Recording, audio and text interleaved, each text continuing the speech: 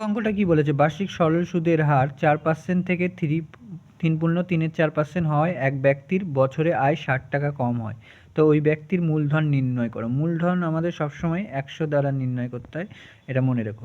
তাহলে দেখো 4 থেকে কমে এত হয়েছে, মানে 4 মাইনাস 3 4 12 আর 3 15/4, 4 মাইনাস 15/4, তাহলে 4 নিচে বসে গেল, তাহলে 4 4 16 বিয়োগ 15, তাই তো?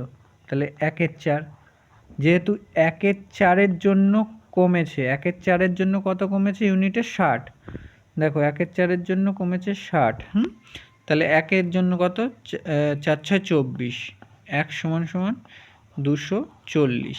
তাহলে আমাদের হচ্ছে এই দুটো গুণ হয়ে যাবে, যেহেতু তলায় উপরে আছে, কাটাকুটি যাবে না। 424, 1 সমান সমান 240 বেরোলো। আর মূলধন সবসময় 100 দিয়ে বার করতে হয়, 100 সমান সমান 240-এর পরে দুটো শূন্য বসে যাবে, ঠিক আছে? তাহলে এত হয়ে যাবে আমাদের সঠিক উত্তর, 24,000 টাকা।